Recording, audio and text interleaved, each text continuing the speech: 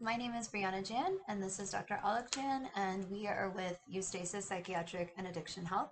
And today we're going to talk about the condition known as bipolar disorder. So, Dr. Jan, can you tell us what bipolar disorder is and what that looks like to the person who maybe doesn't have a general idea?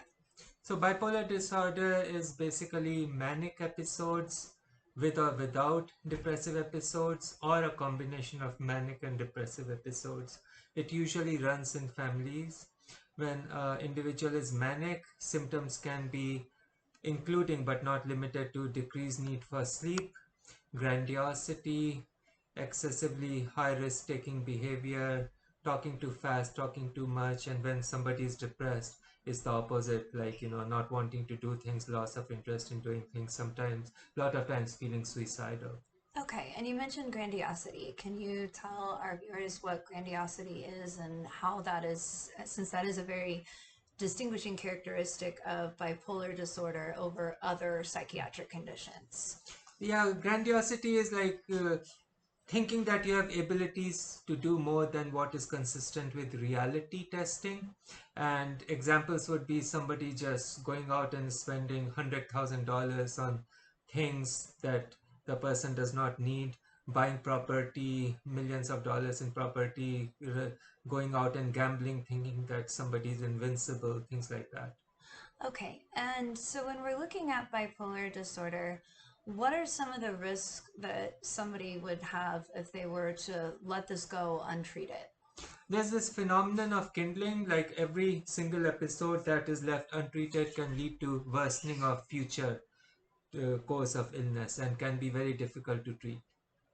Okay, and so if somebody were starting to struggle with symptoms of bipolar, they recognize that this sounds like them or a family member, what are our treatment options that we use as well as others in the psychiatric community, and how effective are these treatment options for the person with bipolar disorder? So, Brianna, the number one cause why a manic episode is triggered is sleep deprivation.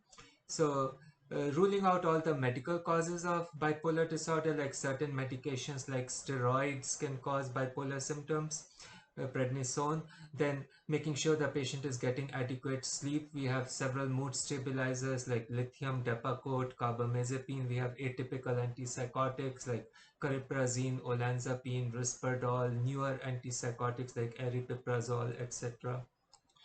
And if somebody were to not get treatment at all, what are some of the risk factors that we're looking at? So, obviously, when someone is in a depressive state, we're looking at potential risk of suicide, worsening of psychosis if they become psychotic in either of a state, loss of functioning and job and relationships. But if somebody doesn't get treatment for mania, we talked about kindling. But at what point do we think that these people need to come and obtain help when we're in a manic episode, either outpatient, which is what we do here, or where they need to go to the hospital because it's gotten to a higher level of severity? So, at the earliest signs of bipolar disorder, like feeling manic, losing sleep, acting in a manner that is not consistent with history, one should seek immediate medical attention. There are various types of bipolar, type 1 and type 2 bipolar. You are absolutely right. Untreated bipolar disorder, especially in depressive or mixed state, there's a 25-fold risk of suicide compared to general population.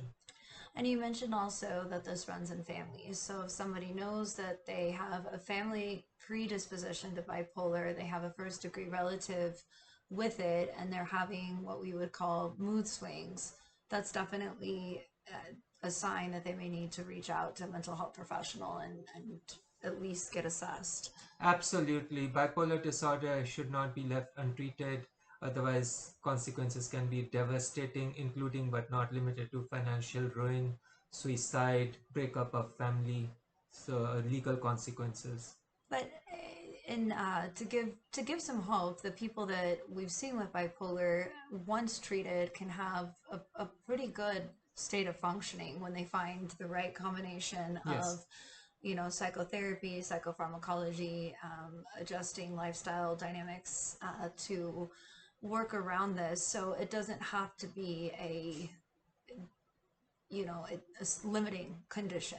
Absolutely not. The prognosis oftentimes is excellent with adequate treatment. I've seen patients who have been stable for decades with medications like lithium or other medications. All Okay. right. Thank you very much. Thank you very much.